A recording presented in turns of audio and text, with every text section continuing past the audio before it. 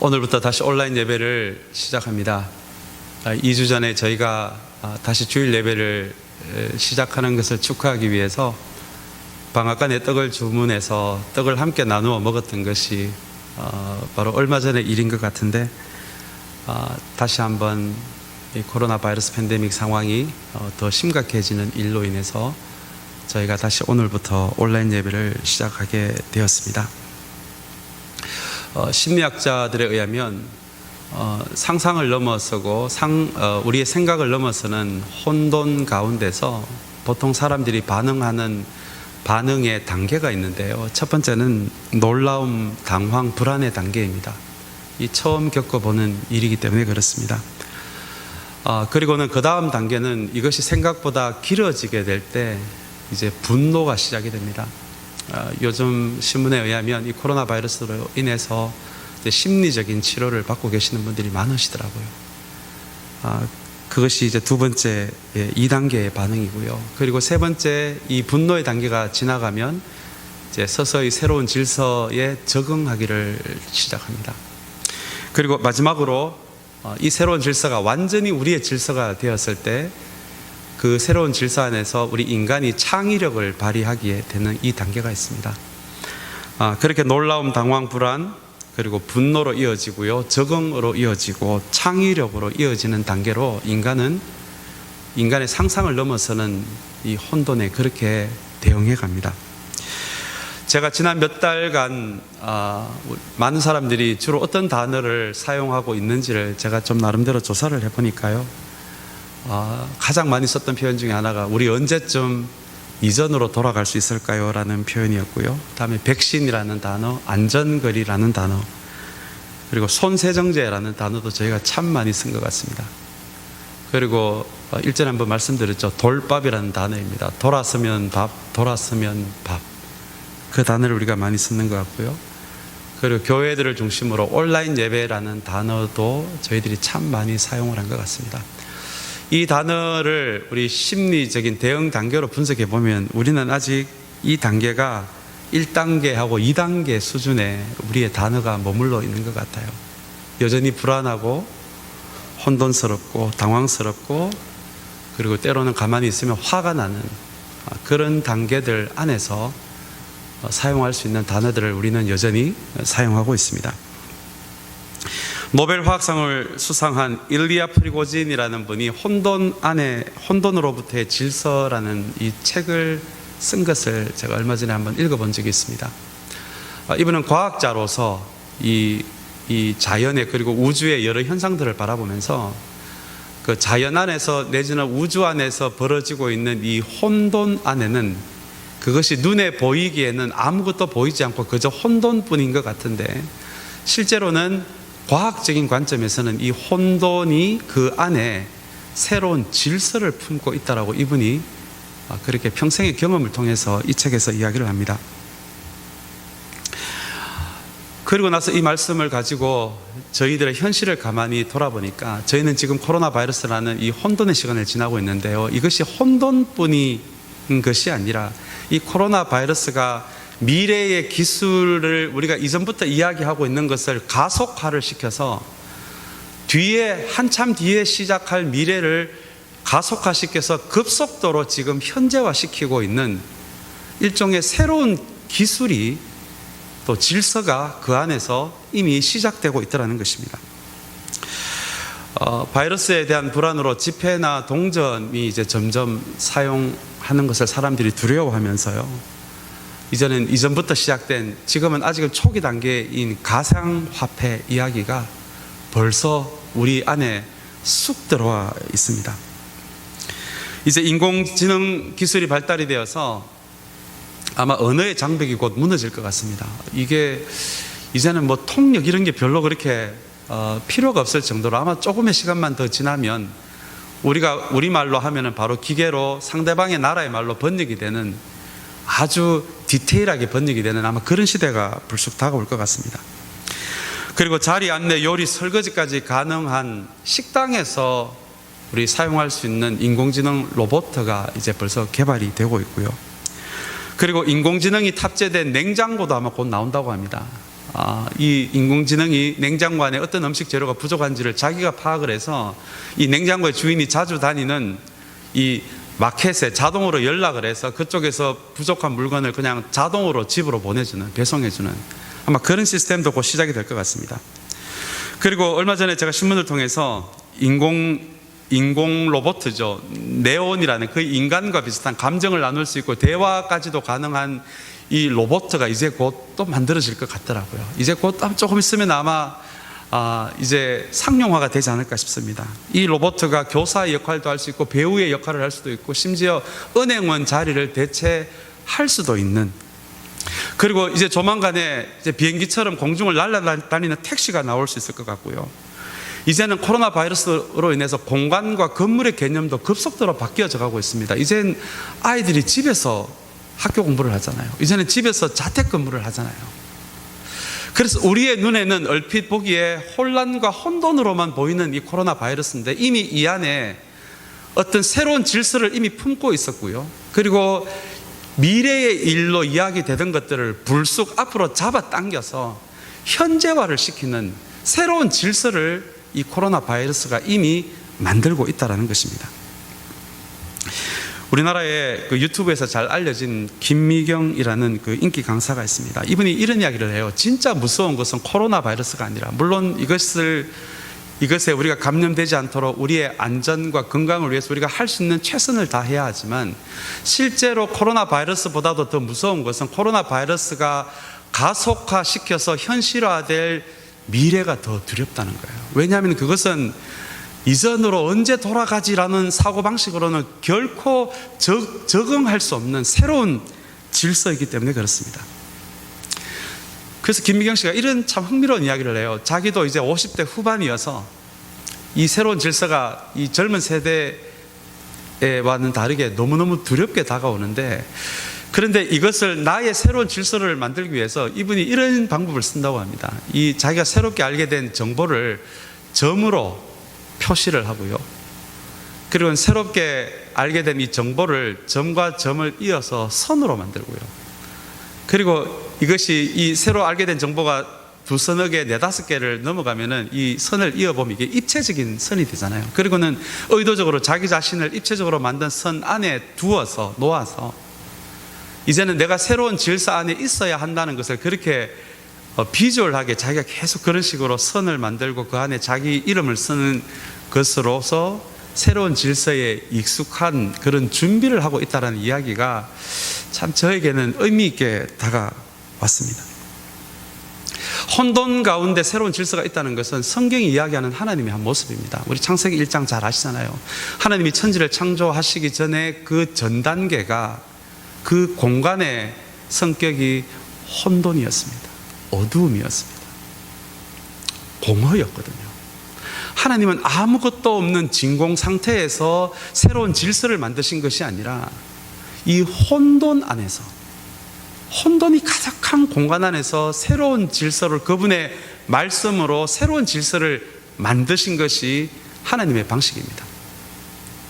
코로나 바이러스가 미래의 기술을 쑥 잡아당겨서 현재화시키는 새로운 질서를 만든다면, 그리고 코로나 바이러스가 결국은 하나님의 섭리 안에 있는 것이라고 우리가 고백할 수가 있다면, 저는 이 코로나 바이러스를 통해서 아마 하나님께서 그런 과학뿐만 아니라 미래뿐만 아니라 새로운 영적 노멀, 뉴 노멀, 새로운 영적 질서를 저는 하나님께서 지금까지 이 세상에 있는 모든 교회가 해왔던 것을 멈추게 하시고 다시 그 안에 새로운 영적 질서를 만들어 가신다고 저는 그렇게 믿습니다.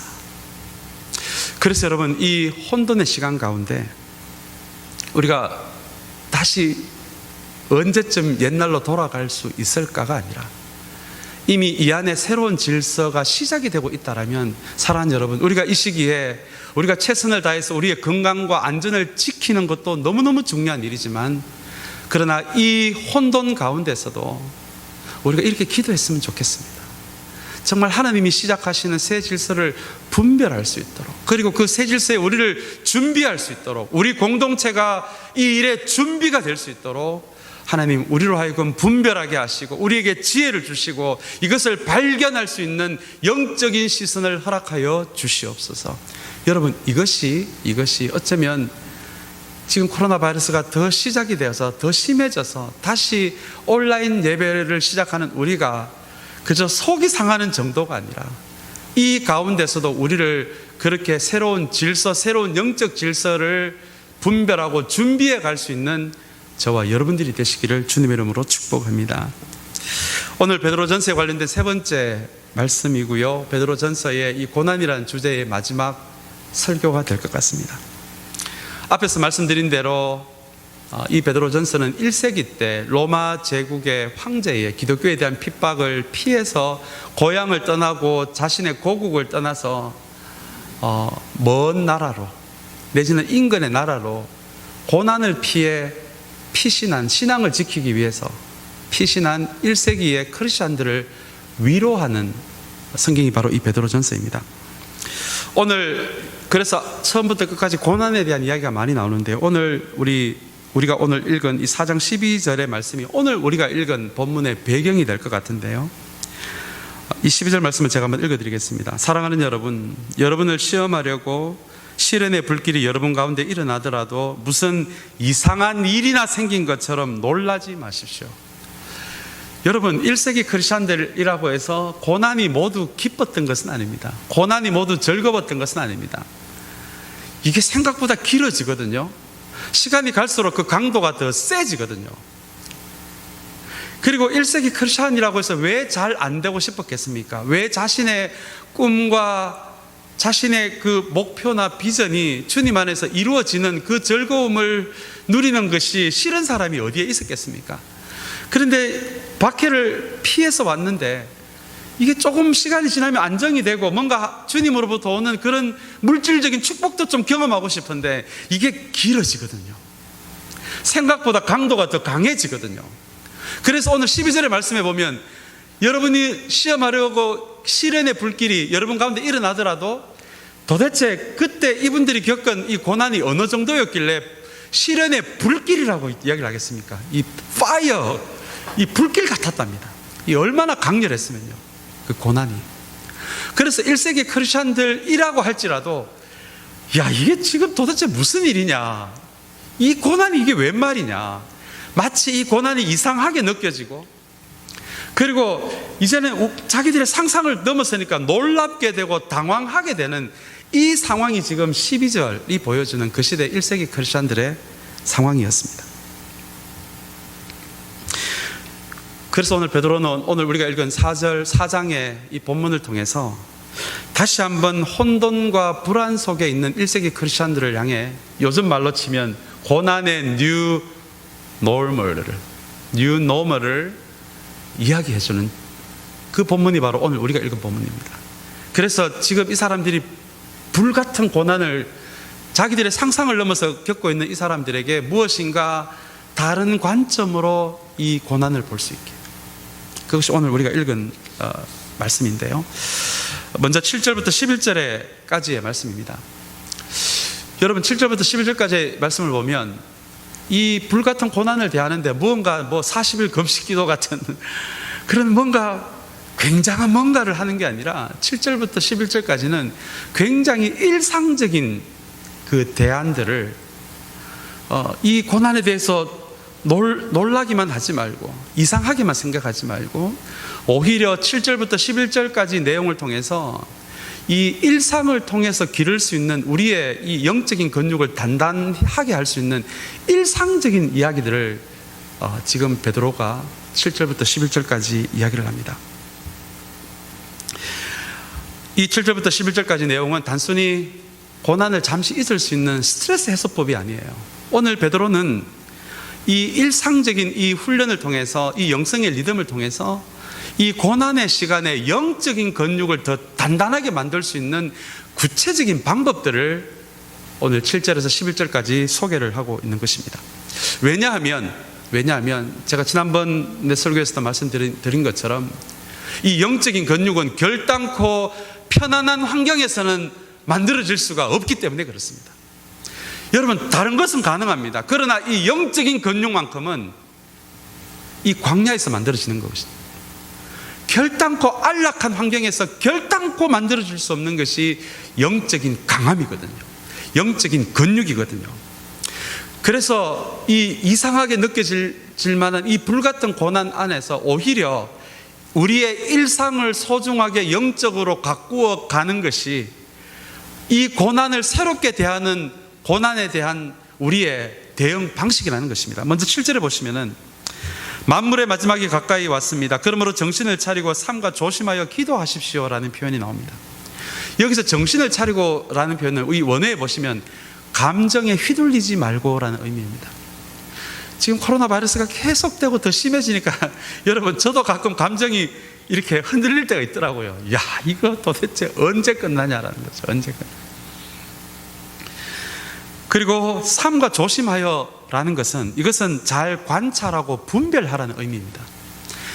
여러분, 감정적으로 휘둘릴 때요, 그리고 우리가 분별력을 잃었을 때 결코 할 수 없는 것이 하나님을 향한 진실한 기도입니다. 그래서 이 어려울 때일수록 하나님과 친밀하게 교제하는 이 기도의 자리로 나아가기를 바라면서, 그 전제로 감정이, 이 고난 때문에 왜 이렇게 이상한 고난이 꺼내지지 않느냐라는 이 현실 때문에 감정이 흔들리지 말고, 그리고 이 안에서도 무엇이 옳은 것인지 무엇이 그른 것인지를 잘 분별한 가운데, 그리고 하나님께 이 어려울 때일수록 친밀한 이 교제 관계를 의미하는 기도의 자리로 나아가는 것이 영적인 근육을 기르는 방식이다라고 베드로는 지금 이야기를 하고 있는 것입니다. 여러분, 기도하십시오라는 표현을 우리가 대합니다. 아마 기도라는 단어만큼 익숙한 단어가 없을 것 같아요. 근데 또 기도만큼 어려운 단어도 없는 것 같습니다. 실제로 설문조사를 해도요, 기도가 습관이 된 사람은 정말 드물더라고요. 네, 교회 안에 그냥 2~3%밖에 안 되는 것 같아요. 이 통계에 의하면. 그만큼 우리의 입에서 그렇게 많이 쓰는 단어이지만 이것이 영적인 근육이 될 만큼 하루의 규칙적인 엑서사이즈가 되신 분들은 그렇게 드물더라고요. 그만큼 이 기도가 쉽지 않다라는 것입니다. 그래서 서점에 가보시면 기도에 관련된 책이 참 많이 나오거든요. 기도 이렇게 하면 된다, 기도에 대한 기술을 이야기하고 기도에 대한 테크닉을 이야기하는 책들이 여러분 얼마나 많이 나오는지 모릅니다. 그러나 여러분, 기도가 과연 테크닉일까요? 기술을 안다고 해서 이게 하루의 습관이 될 수가 있을까요? 우리 장로교를 시작한 칼빈이 기도에 대해서 이런 이야기를 합니다. 기도는 테크닉이나 기술이 아니라 기도는 믿음의 표현이다라고 이야기합니다. 이게 여러분 기도의 본질입니다. 이 말은 좀 풀어서 이야기하면, 하나님에 대한 믿음과 하나님에 대한 신뢰가 없는 사람들은 결단코 할 수 없는 게 기도라는 거예요. 왜냐하면 기도는 믿음의 표현이기 때문에, 신뢰의 표현이기 때문에. 그래서 여러분, 내가 정말 기도가 정말 어렵고 기도가 정말 나에게 무척 부담스러운 것이라면, 그렇다면 내가 정말 주님을 믿는 사람인지 신뢰하는 사람인지를 한번 돌아볼 필요가 있습니다. 왜 믿음이 없냐라고 여러분, 이게 비난하는 이야기가 아니고요, 기도의 본질 자체가 그렇다는 겁니다. 그래서 기도가 이렇게 어려운 거예요. 정말 나에게 하나님에 대한 신뢰, 믿음이 있는 사람들은 기도할 수밖에 없거든요. 내가 기도를 안 한다는 것은 그게 없기 때문이에요. 이것은 숨길 수 없는 팩트입니다. 그리고 또 칼빈이 또 이런 이야기를 합니다. 기도라는 것이 하나님을 더 알아갈수록, 그리고 나의 진짜 모습을 더 알아갈수록 기도는 의무나 책임이 아니라 기도라는 것이 즐거워질 수 있다고 이야기합니다. 저도 이 표현 너무너무 좋더라고요. 우리가 하나님을 어떻게 알아갈 수 있습니까? 우리 말씀으로 알아가잖아요. 아, 하나님이 이런 분이셨구나. 성경이 이야기하는 우리 인간의 모습을 보면서, 아, 나의 진짜 모습이 이런 거구나. 우리는 성경을 통해서 하나님을 알아가고 나를 알아갑니다. 나를 알아갈수록, 하나님을 알아갈수록 기도가 점점 더 의무나 책임에서 약간씩 즐거움이 됩니다. 그리고 이 기도가 즐거움이 되는 또 다른 방식이 오늘 베드로가 이야기하는 고난 가운데 하는 기도입니다. 이게 영적 돌파력이거든요. 아마 우리 믿음의 식구들, 비즈니스도 생업도 힘드신 분들이 많으실 것 같아요. 저의 기도 제목이기도 합니다. 이것이 우리의 인간의 능력을 벗어나는 것이라면 코로나 바이러스가요. 그래서 오히려 이때에 오히려 우리가 기도로 이것을 돌파할 수 있는 영적 돌파력이 우리에게 더 필요한 것 같아요. 그래서 특별히 편안한 시기가 아니라 고난의 시기에 기도라는 영적 돌파력으로 내가 처한 문제를 한번 돌파해 본 사람들은 기도가 의무가 될 수 없거든요. 책임감이 될 수가 없거든요. 그때부터는 우리의 근원이 되시는 하나님과의 친밀한 교제의 수준, 이 즐거움의 수준으로 들어갈 수가 있는 것이 바로 여러분 우리의 기도입니다.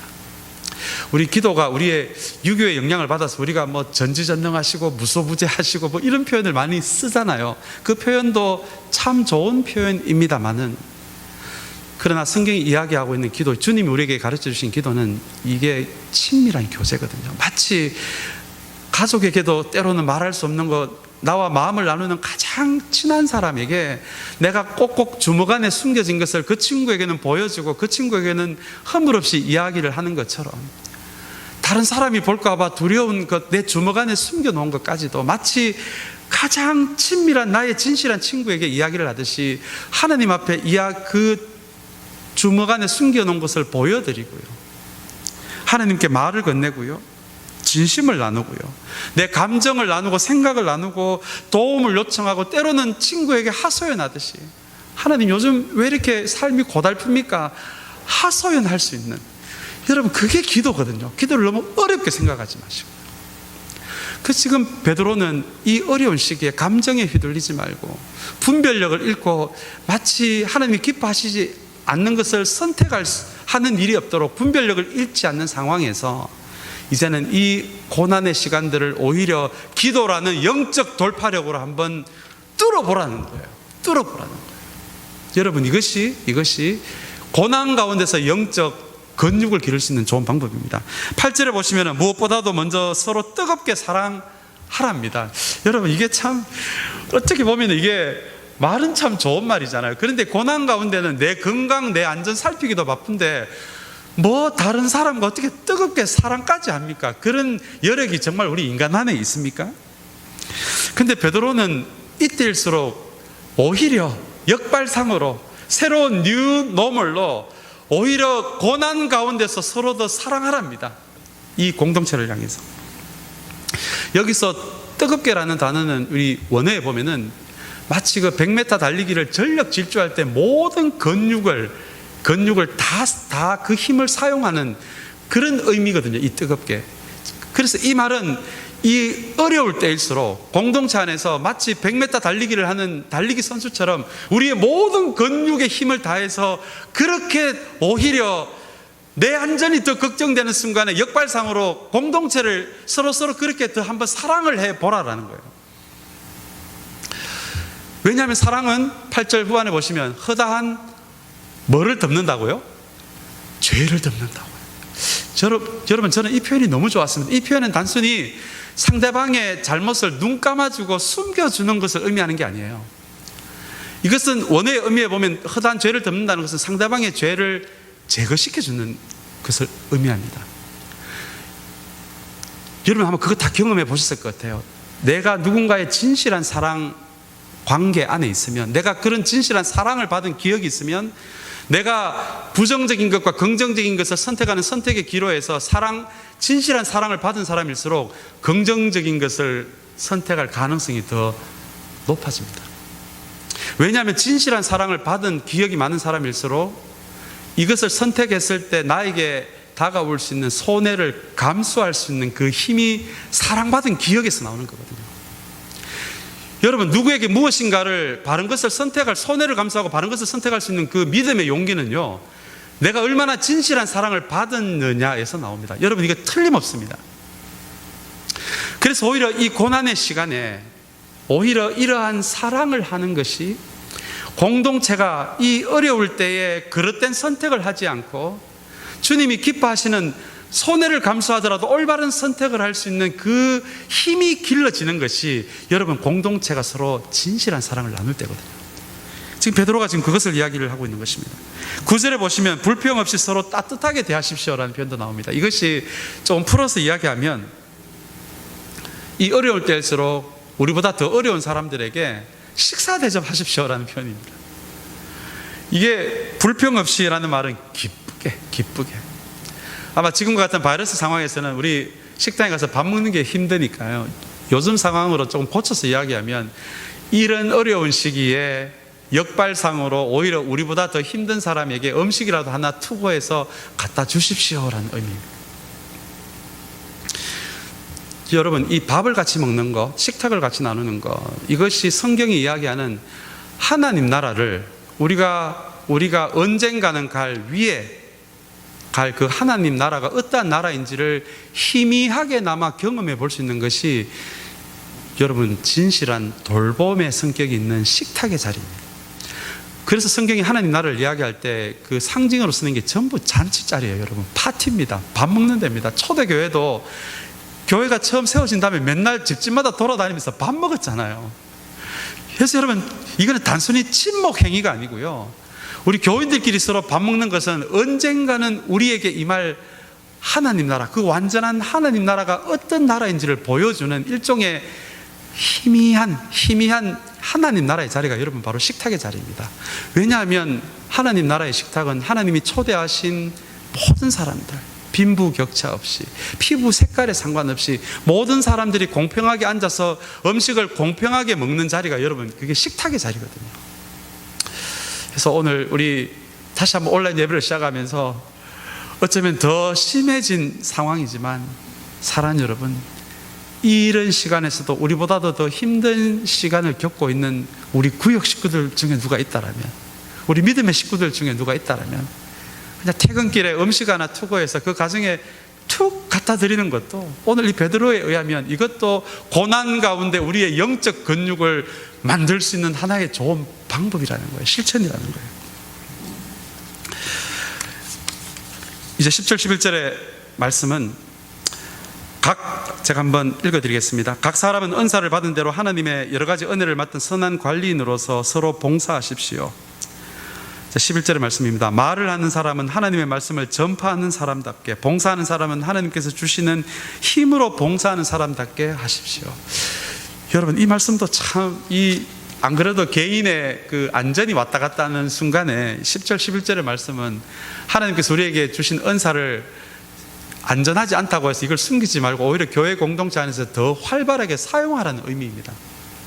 여기서 말을 하는 사람은 저같이 이렇게 설교를 하는 목회자를 의미하고요, 또 교사를 의미하는 사람들이고요, 봉사하는 사람은 기도하시는 분, 또 부엌에서 봉사하시는 분, 행정일을 하시는 분, 특별히 또 구역장같이 또 돌봄의 일을 하시는 분들, 이런 분들은 전부 다 봉사하는 사람들의 범주에 들어갈 수가 있습니다. 그래서 지금 고난의 순간이라고 해서 주저하고 좌절하지 말고, 이런 시기에 저같이 말씀을 전하는 사람들은 지금 내가 어디서 본 책 이야기 하지 말고 마치 정말 이 설교의 자리도 하나님께서 나에게 주신 말씀을, 그것을 교인들에게 전하는 진실한 이 말씀 선포의 자리를 진실하게 지켜나가고, 그리고 우리 교회 모든 리더들, 일반 교인들은 하나님께서 주신 그 은사를 따라서 이 어려운 시기에 주눅 들지 말고 이전보다도 더 열심히 자기의 직분을 잘 감당하라라는 것이 이 고난의 시기에 영적 근육을 만드는 방식이라는 것입니다. 여기 참 흥미로운 단어가 여러분, 선한 관리인이라는 단어인데 이게 우리가 잘 알고 있는 청직이라는 단어입니다. 여러분, 종과 청직의 차이를 아십니까? 우리는 하나님의 종이 되기도 하고 청지기가 되기도 하는데요, 종은 일반적으로 시키는 일을 하는 사람들입니다. 근데 청지기는요, 시키는 주인의 일을 맡아서 하되 그 사람이 가지고 있는 은사와 재능을 사용을 해서 주인의 일을 맡아서 관리하는 사람을 청지기라고 합니다. 우리 모두에게 은사를 주셨거든요. 하나님이 재능을 주셨거든요. 그래서 그 일을 가지고 주님이 머리 되시는 이 교회를 신실하게 돌보고 관리하는 이 일들을 이 고난의 시간에도 게을리하지 말라는 거예요. 자, 이것이 우리를 선한 청직이라고, 선한 관리인이라고 베드로가 불러주는 이유입니다. 다시 한번 여러분, 이 코로나 바이러스 팬데믹이 더 심해지고 있는 이 상황이지만 오늘 베드로가 1세기 교인들에게 들려주셨던 이야기처럼 이 시기에 우리가 더 기도라는 영적 돌파력을 가지고 더 뜨겁게 사랑하고 더 힘드신 분들에게 식사 대접을 할 수 있고, 그리고 우리 모두 선한 청지기가 되어서 주님께서 우리에게 맡겨주신 이 공동체를 더 신실하게 감당함으로 이 어려운 시기에 오히려 더 우리의 영적인 근육을 만들어갈 수 있는 저와 여러분들이 되시기를 주님의 이름으로 축복합니다.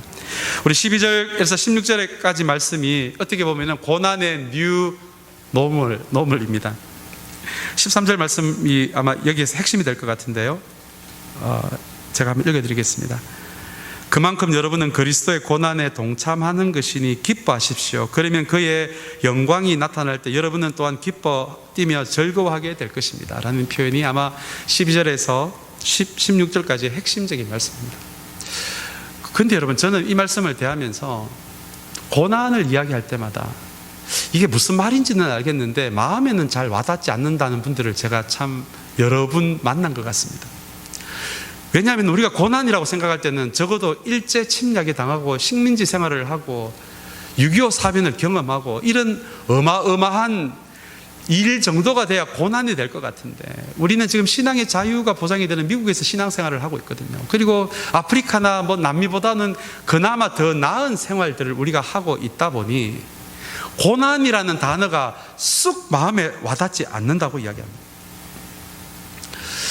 그러나 여러분, 오늘 이 성경에서 말하는 고난이라는 의미를 조금 확장해 본다라면, 지금 우리가 살고 있는 이 시기에 코로나 바이러스라는 시간들을 우리가 지나고 있지만 6.25 사변 같은 전쟁, 누가 침략을 해서 우리가 포로로 끌려가고 이런 일이 없다라고 할지라도 얼마든지 성경적 의미에서 고난은 여러분 얼마든지 21세기에서도 우리가 적용할 수 있고 발견할 수가 있습니다.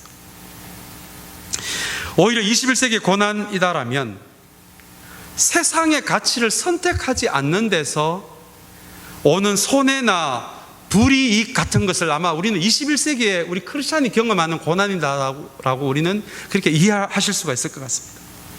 남들은 저울 눈금을 속이면서 물건을 파는데 나는 신앙의 양심을 지키기 위해서 저울의 눈금을 있는 그대로 팔게 될 때 저울 눈금을 속여서 파는 사람들만큼의 이익을 우리는 보지를 못합니다. 누구는 치팅을 해서 A라는 학점을 받는데 나는 공부를 덜 했기 때문에 치팅하지 않고 내 선한 신앙의 양심을 따라서 기꺼이 B나 B-나 C를 받는 것을 기꺼이 감수하는 것, 한 교실에서 다른 아이들이 모두 치팅한다라고 할지라도 나는 B를 맞는 손해를 감수하는 일이 있어도 신앙의 양심을 지키는 것, 여러분 이것도 이 시대에 우리가 겪을 수 있는 고난입니다. 더 이익이 되는 선택보다 더 옳은 선택을 하는 길은 여러분 늘 비난이 따라오게 되어 있습니다. 선한 양심을 가지고 나의 유익이 아니라 전체 유익을 지키기 위해 행동하는 것은 때로는 오해가 있고요, 자존심 상하는 일들도 일어나고요, 때로는 손해를 감수해야 합니다. 여러분 이것도 전쟁이나 포로로 끌려가는 것만 고난이 아니라 이 신앙 양심을 지키는, 그래서 내가 기꺼이 잃어야 할 손해를 감수하는 것, 대가를 치르는 것, 여러분 이것이 21세기의 고난의 의미입니다. 13절의 말씀은 이런 선택을 하는 것이 참 놀라운 말씀입니다. 우리를 구원하시기 위해 십자가에서 예수님이 당하신 고난에 참여하는 것이라고, 이 참여라는, 동참이라는 단어가 나오는데요, 여러분 이것이 고난에 대한 뉴 노멀입니다. 너희들이 재수가 없어서 너희들이 그런 운명이기 때문에 이런 어려운 일을 당하고 이런 답도 없는 혼돈의 시기를 지나는 것이 아니라 이 고난을 어떻게 보내느냐에 따라서 이 고난이 우리를 위해 고난을 받으신 예수님의 고난에 동참하는 것이라고 이야기합니다. 신앙의 양심을 지키기 위해서 우리가 기꺼이 손해를 감수하는 것이 십자가에서 주님이 겪으신 고난에 동참하는 거래요. 이게 영어 성경에 보니까 파트너라는 단어더라고요. 우리가 그런 고난을 기쁘게 감수할 때 십자가에 달리신 주님과 파트너가 된다는 거예요. 저는 여러분 이 파트너라는 단어가 너무 좋더라고요. 자, 그런 사람에게 어떤 일이 벌어지느냐? 13절에 보시면 그의 영광이 나타날 때, 언젠간 주님이 다시 오셔서 그의 영광이 온 세상에 나타날 때에 여러분은 기쁘게 그 영광을 함께 경험하고 함께 보게 된다는 것이 주님과 고난으로 인해 파트너가 된 사람들에게 주는 영적인 축복이라는 것입니다. 15절의 말씀이 또 흥미롭습니다. 여러분 가운데 아무도 살인자나 도둑이나 악을 행하는 자나 남의 일을 간섭하는 자로서 고난을 당하는 일이 없도록 하십시오. 여러분, 이 표현이 너무 참 재밌었습니다. 제가 이 말씀을 묵상하면서 얼마나 웃었는지 모릅니다. 그러니까 크리스찬이 마땅히 당해야 되는 고난은 하나님 주님과 파트너가 되는 건데, 안 겪어도 되는 고난을 겪는 수가 있잖아요. 우리가 잘못된 선택으로. 또한 교회라면 겪어서는 안 되는 고난을 겪는 경우도 있거든요. 제가 이 코로나 바이러스를 상황을 겪으면서 제가 한번 지금까지 교회의 모습을 보니까 실제 지금까지 교회들은 안 겪어도 되는 고난, 겪어서는 안 되는 고난을 겪는 일이 더 많았더라고요. 우리가 주님이 겪으신 그 고난과 같은 성격의 고난에 동참하는 교회가 되어야 되는데, 우리는 그 고난과 상관없이 잘 되는 것, 거대해지는 것, 거창해지는 것, 이것이 신앙의 초점이 되다 보니까, 여러분, 저도 이 앞에서 설교하지만 저도 그거와 자유로운 목회자였다고 제가 어떻게 말할 수가 있겠습니까? 그러나 그것이 목표가 되니까 교회가 안 해도, 안 겪어도 되는 고난을 겪고요, 안 먹어도 되는 욕을 먹고요, 안 겪어도 되는 좌절을 겪는 것이 이 코로나 바이러스 이전까지의 교회의 모습이 아니다라고 여러분, 누가 말할 수가 있겠습니까? 사랑하는 여러분, 이것이 오늘 베드로가 이야기하는 고난의 뉴 노멀이고 새로운 영적 질서라면, 이 코로나 바이러스의 기간을 지나면서 사랑하는 여러분, 이 땅의 교회들이 다시 깨어나서, 우리 토렌스 참사랑교회가 다시 깨어나서 이제는 안 겪어도 되는 고난을 겪는 교회가 아니라 주님과 파트너가 되어서 우리가 기꺼이 신앙 때문에 대가를 치를 수 있는 그런 본질로 회복이 되는 우리 토렌스 참사랑교회가 되시기를 주님의 이름으로 축복합니다. 여러분, 이것이 고난의 뉴 노멀이고 새로운 질서입니다. 이제 마지막 말씀입니다. 19절 말씀 우리 이제 조금 다루고 마치겠습니다. 그러므로 하나님의 뜻을 따라 고난을 받는 사람은 선한 일을 하면서 자기의 영혼을 신실하신 조물주께 맡기십시오. 여러분, 이 한 절의 말씀이 얼마나 깊은 말씀인지 모릅니다. 이 어려울 때, 이 혼돈의 시기에, 답이 없는 이 시기에 뭐를 하면서요? 선한 일을 하면서, 그래도 선한 양심을 가지고 대가를 치르더라도 이 어려운 상황 가운데서 선한 일을 하랍니다. 자, 그리고 나서 너무너무 중요한 말씀이에요. 자기의 영혼을 신실하신 조물주께 어떻게 하라고요? 맡기십시오. 여러분, 이게 크리스찬이 가질 수 있는 최고의 저는 특권인 것 같아요. 우리가 이 어려운 가운데서도 기꺼이 손해 볼 수 있는 선한 양심을, 신앙의 양심을 지키기 위해 이런 용기와 이런 선택을 할 수 있는 가장 든든한 근거는 우리의 영혼을 마침내는 잡아주실 하나님이 계시다. 만약에 이 하나님이 없으시다면 우리는 이렇게 살 이유가 없을 것 같아요. 좀 더 우리에게 행복한 것을 찾으면 될 것 같아요. 그러나 이 19절의 말씀은 1세기 크리스찬들에게 그래도 이 신앙 가운데서 영적 건육을 선택하고 고난의 새로운 의미를 받아들일 수 있는 이 용기를 가지고 이것을 시도할 수 있는 가장 분명한 근거는, 그럼에도 불구하고 공중에 던져진 존재같이 살아가고 있는 우리 존재를 공중에서 두 손으로 잡아줄, 우리의 영혼을 잡아줄 하나님이 계신다는 거예요. 여러분, 이것이 지금 이 시기에 더 심해지고 있는 코로나 바이러스를 겪고 있는 우리에게도 힘이 되고 격려가 되는 말씀이 되시기를 바랍니다.